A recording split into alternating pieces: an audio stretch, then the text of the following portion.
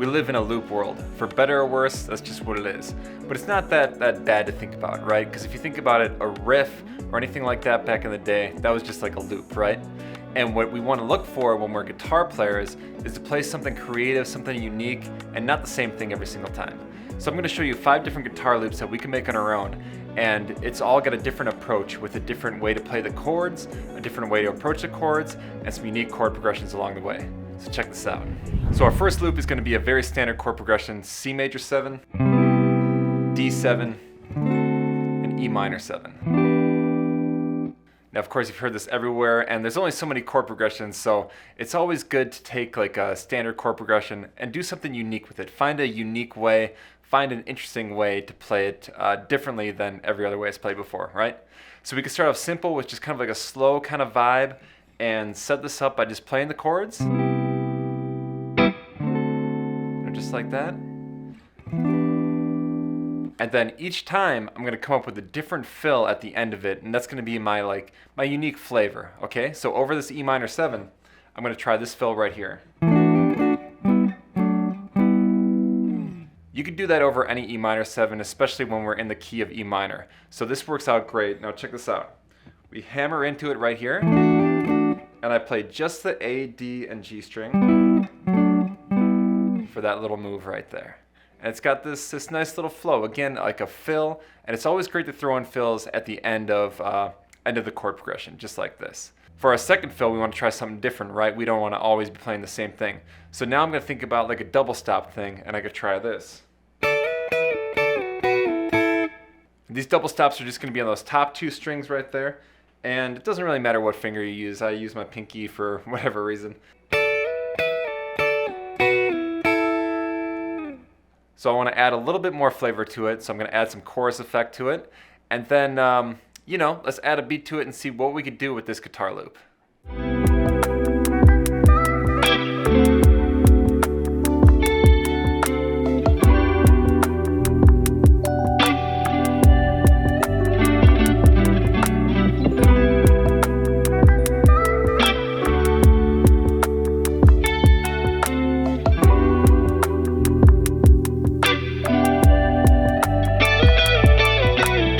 Now another cool approach I like when playing chords is called open voicings. Now the best way I could apply this is with my fingers, because I could just really choose which notes I'm picking out. Okay? So if I use my fingers, instead of something like this B minor chord right here, I could take like a B minor triad. If I did something like, I'm just going to do this right here, this would be a B minor triad. Right? 1, 3, 5. But if I take that 3 and put it an octave up, it would be this voicing right here. Now that's kind of like a long way to say like, oh, just play that, that shape and only play these notes. But it's good to kind of understand where it's coming from and help you understand that those 3 notes are the entire chord. That's all you really need. And when you play just those 3 notes, it gives it this kind of like emptier but full vibe, and it's kind of cool. It's kind of cool. So I could play these 3 notes, and I'm going to go between these couple of chords right here. I'm going to go between B minor. That would be my minor shape. Then I'll go up to D major. That would be my major shape with my pinky on the 7th fret. And then bring it on up to E minor right here. And my fingers are going to go thumb on the A string, index on the D string, and my ring finger on the B string. And the reason I do that is just because naturally the way that I approach finger picking is with each finger on a string, always like this. So in case I do want to play that G string or do some kind of pattern, I have that right there. So there we go.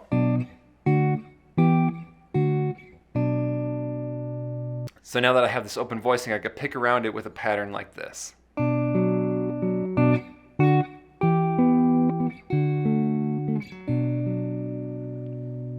like we were talking about before, think about a fill to throw in at the end of the phrase. And it doesn't have to be any crazy fill. It could be just something like that, right?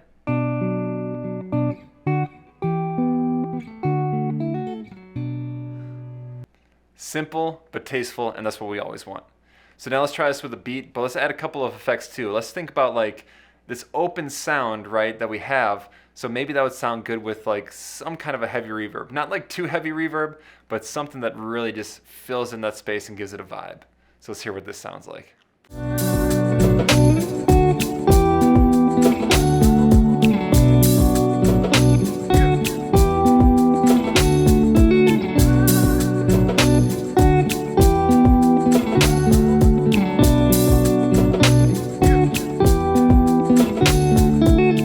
So now if I want to get into those kind of juicier neo-soul vibes, I could play those minor 9 chords, right? So let's think about this chord progression. D minor 9, G minor 9, and A minor 7. So that's simply just a 1, 4, 5. Nothing crazy, but you know, I like to be simple. All right, so now what we're really trying to do though is find a unique way to play it, okay? So we're gonna get back to this finger picking and pick across it like that. But I wanna do a little lick that leads me into that G minor 9. And that's gonna be where the flavor comes from for this, this loop right here. So I go into it, and when I hit that B string, I'm gonna slide in and out, just like that. So I'm gonna do this lick in the key of D minor. So I'm on the B string, I'm sliding up and down the 5th fret, pull off, and down. So it's gonna be like this. And the trick about this one is you gotta have it in time, right? This is a rhythm part. I mean, we always wanna be in time, but especially for a rhythm part, we really wanna ticka-da-ga-ga. You know, that's a rhythm. Right? Okay, cool. And then I got this G minor 9 right here. I'm gonna pick across it. Staccato, cut that off a little bit. And get that A minor 7. So again, with the idea of giving a little bit of variety, just the simplest variety at the end of it. The first time, I go like this. The second time, I'll go like this.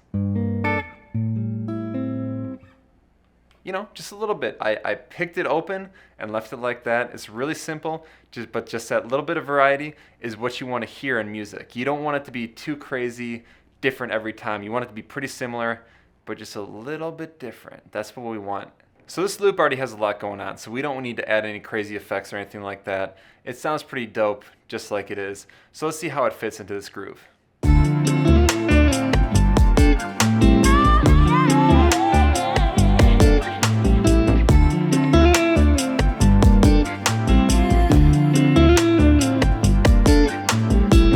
Next, we could think about playing chords in the lower register, okay? So instead of playing an A flat major 7 chord like this, we could take away that B string and just play these 3 notes. And basically everything that we're gonna do, the highest note is gonna be on the G string, and that just really gives it a different vibe, a different feel, okay? So if we look at these chords, we can go from A flat major 7, just those 3 notes, to F minor 7, just those 3 notes, E flat major 7, and then G7. Now this is a very interesting chord progression that I like because it doesn't resolve.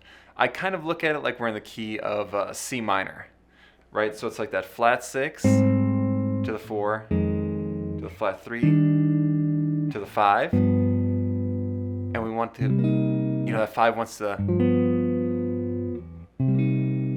resolve there, but it doesn't. It goes right back right there. So the next thing is, when we're focusing on those high notes, we could use them to bring out some kind of melody, something that connects the chords. All right, so I can go from this A flat major 7, and I can take that note and bring it down the scale. Right, so I have that movement. Up. Okay, bring it up to the E flat major 7. And when I get over that G7, I can do this movement. And that's a beautiful one too, it goes. So always listening for that high note and what's happening there. It really just helps you just be more musical, helps you think outside the box, and it just adds that movement, that character that can be more interesting. So whenever you're creating a chord progression, think about where that high note's going, and you know, you might make up a new chord. Like this one right here, you know, I'm just thinking of that as part of this F minor 7, but really that's, I don't know what that is, you know? It sounds interesting. I would never do that unless I came from that A flat major 7 and bring it into that. So that's kind of cool. Now for this loop in particular, because it's such a low register, I'm going to EQ up those mid-range to really just bring that out and just make it really feel like that lowness is what I want to present. And I'm going to put into this loop and see what it sounds like this.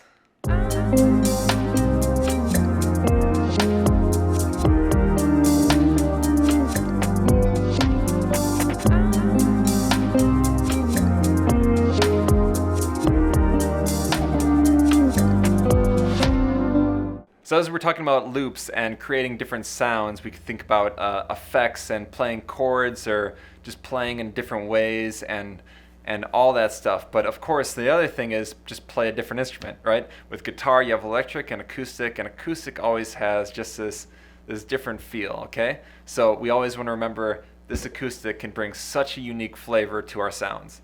So if we want to get in the gear of thinking about like a unique chord progression, something that may be different, we could think about one that doesn't really start or end on the tonic. So if we're in the key of A major, I could start on B minor, our 2 chord, go up to D major, our 4 chord, and then go down to A major, and kind of turn it around from F sharp minor, a 6 to a 5, E7. All right, so that chord progression, it already just sounds a little bit different, right? It's not as, you can't expect what's going on. It's just like coming.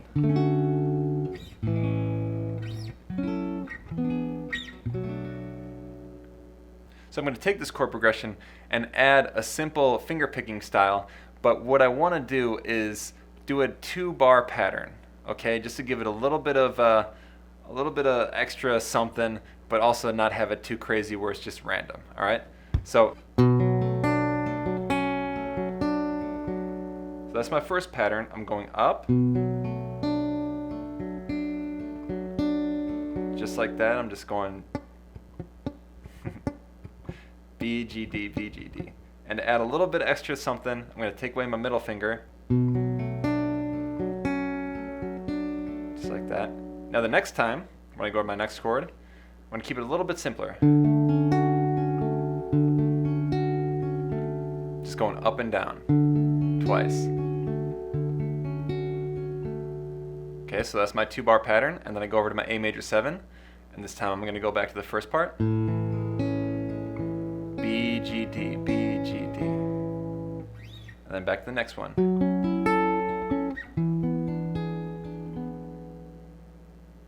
And there we go.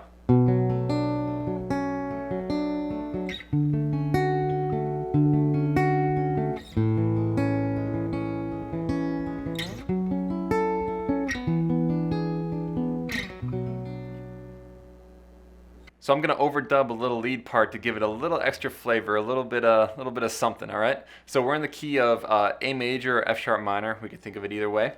And one of these things that I like to do that adds a character is adding in hammer-ons and pull-offs. So instead of playing a lick like this, I could hammer into it. And I'm keeping up with this motif, so I'm thinking of that similar rhythm, and I'm going to follow along with that. So I'm going to come from here. Okay, I go like this. Right, always just bringing in those extra hammer-ons, and that just gives it that little bit of flavor. So instead of this, I go like this. And again. Now for this part, I really want the rhythm guitar to shine through, to be the front runner of what you hear. So I'm going to take that lead part, I'm going to kind of bury it a little bit. You know, I'm going to put the EQ down, take out the highs a little bit, so it's really just kind of below, and it's just bringing that vibe and add into that loop. You know, we're making a loop. So we're going to try it like that. We're going to put it over this beat and see what it sounds like.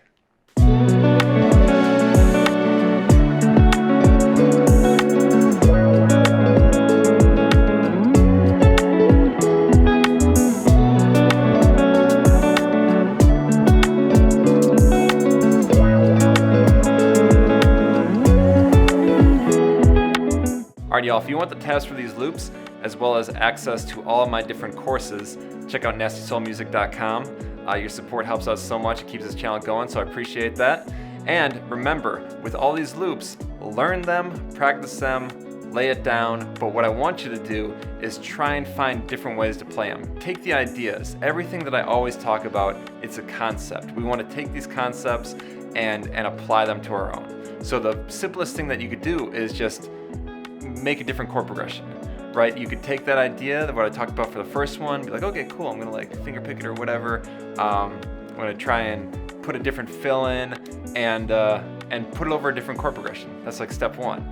And then from there, let your imagination run wild. Every one of these is just a starting point to add that creativity, to give you something to bring into your repertoire to continue to be more interesting players. All right, so keep jamming and stay nasty.